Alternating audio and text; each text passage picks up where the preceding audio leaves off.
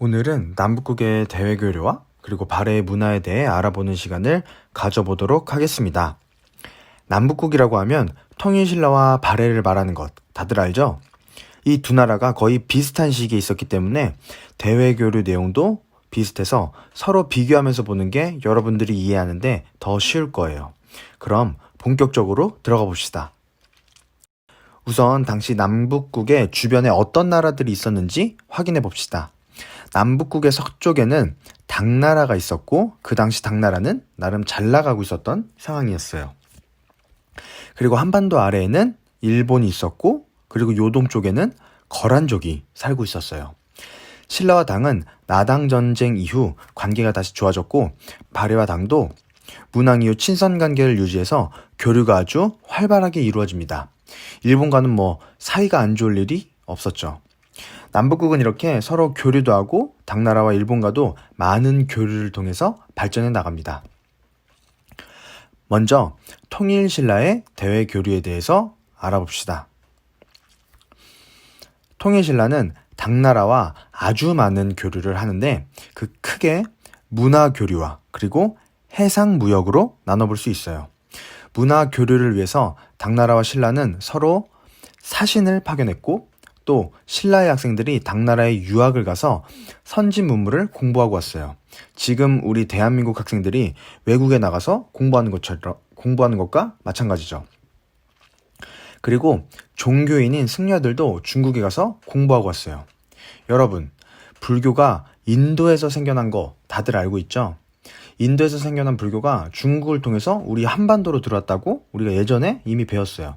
그래서 불교를 더 깊이 공부하고 싶었던 통일신라의 승려들은 당나라로 유학을 가거나 아니면 당나라를 통해서 인도까지 가서 공부를 하고 돌아오기도 했어요.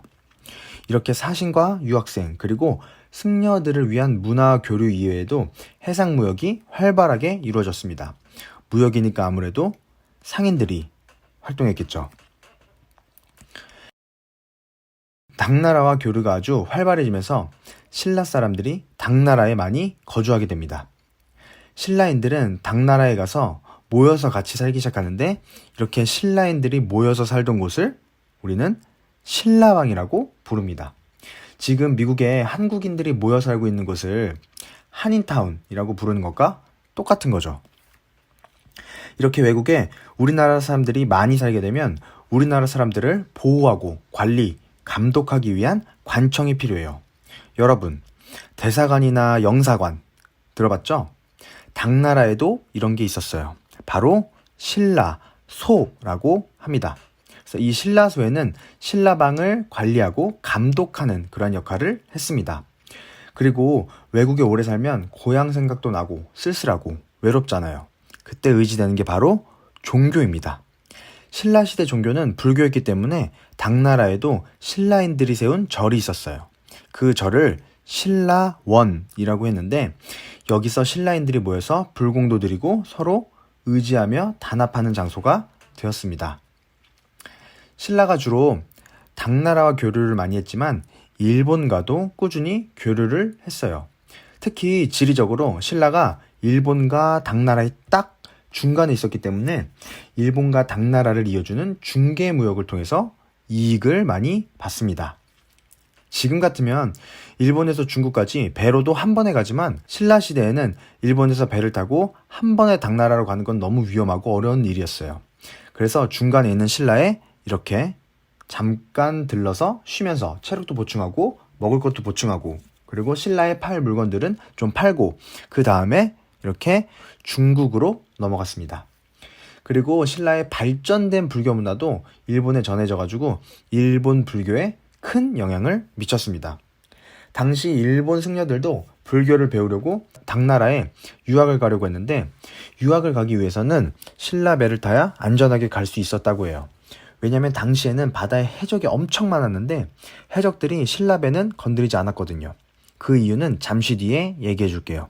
하여튼 일본 승려 중에 엠린이라는 사람이 신라배를 타고 당나라에 가서 유학하고 그 다음에 돌아와서 쓴 책이 입당구법 순례 행기라고 하는데 이게 남북국 시대의 일본, 신라, 당나라의 교류 모습을 아주 잘 보여주고 있어요. 이렇게 신라는 당나라, 일본과 활발하게 교류했는데 대표적인 교역 중심지로 세 군데가 있습니다. 첫 번째는 우리가 지금 살고 있는 화성이었어요. 화성시 서쪽으로 가면 바닷가 근처에 구봉산이라고 있는데 신라 시대에는 그쪽에 당항성이 있었어요. 당항성이 신라 사람들이 당나라로 가는 중요한 루트 중에 하나였어요.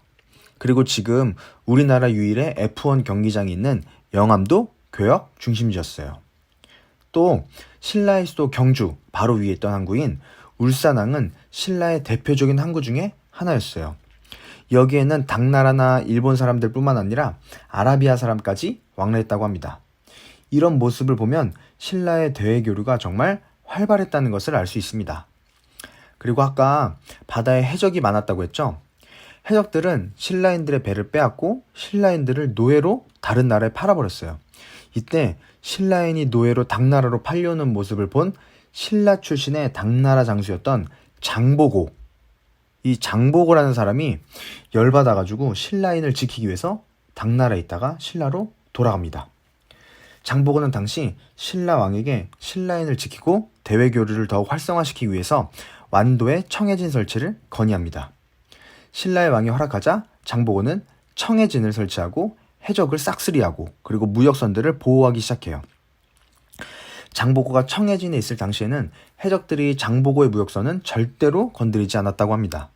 실제로 위에서 말했던 엔린이라는 사람도 중국에서 일본에 가지 못할 위기에 처해 있었는데 장보고가 도와줘가지고 일본에 도착할 수 있었다고 입당구법 슬레인기에 기록해놨습니다.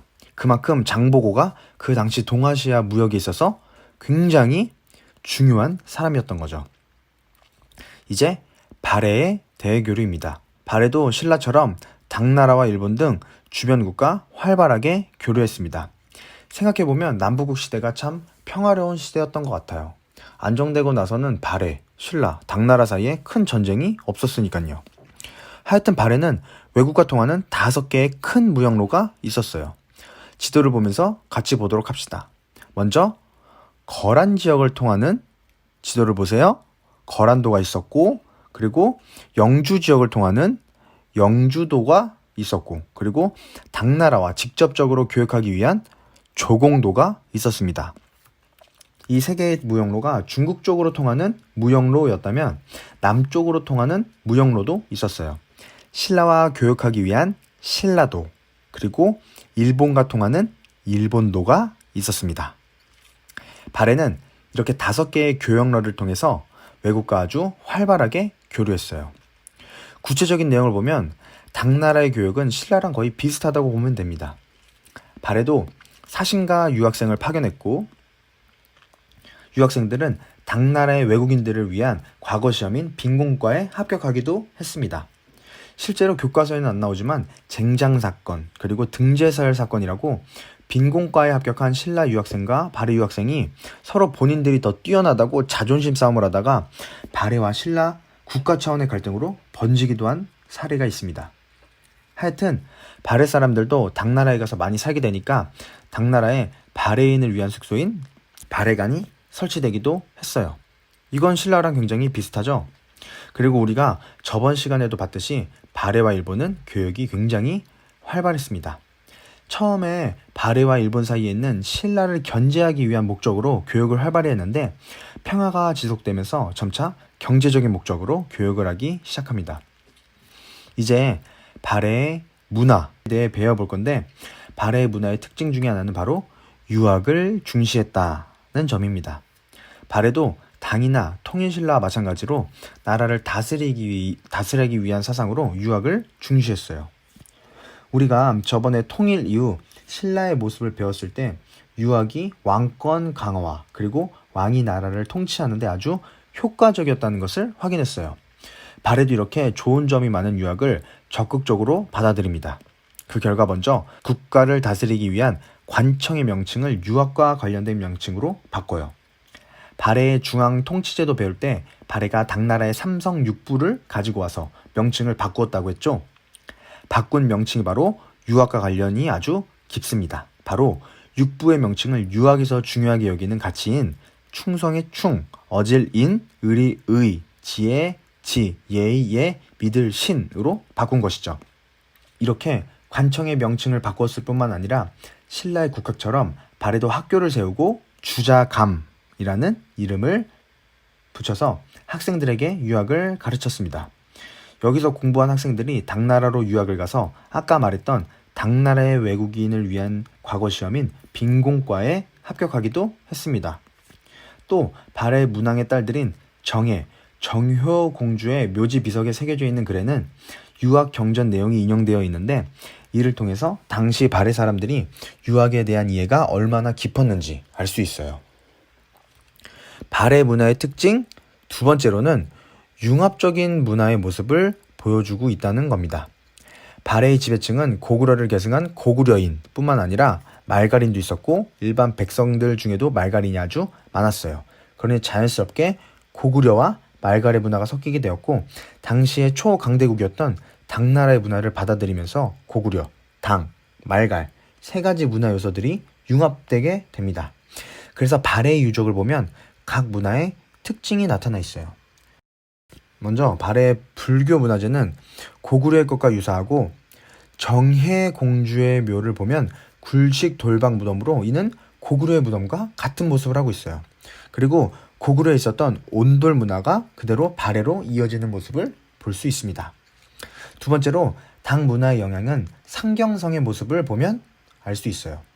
발해가 상경이라는 수도를 새롭게 건설하면서 당나라의 수도인 장안성을 본따서 만들었기 때문에 궁궐의 위치나 또 큰 도로들의 비슷비슷한 모습을 보여주고 있어요. 그리고 정효 공주의 묘는 벽돌 무덤으로 기본적으로 당나라의 무덤 양식을 따라 만들었지만 묘실의 천장, 이 천장은 고구려의 무덤 양식입니다. 이렇게 발해 문화는 고구려, 당, 말갈의 문화를 융합해 아주 독특한 형태를 보여주고 있어요. 이렇게 남북국의 대외 교류와 발해의 문화에 대해서 배워보았습니다. 간단하게 요약해보면 남북국의 대외 교류는 통일신라의 대외 교류와 발해의 대외 교류로 나눠볼 수 있고 이 두 나라는 주로 당나라와 많은 교류를 했습니다. 물론 일본과도 교육을 했죠. 그리고 발해의 문화는 유교를 중시했을 뿐만 아니라 고구려와 당 그리고 말갈의 문화를 혼합한 융합적인 모습을 보여주고 있어요. 오늘은 여기까지이며 만약에 중간에 모르는 부분이 있으면 언제든 선생님에게 물어보세요. 그럼 다음 시간에 만나요.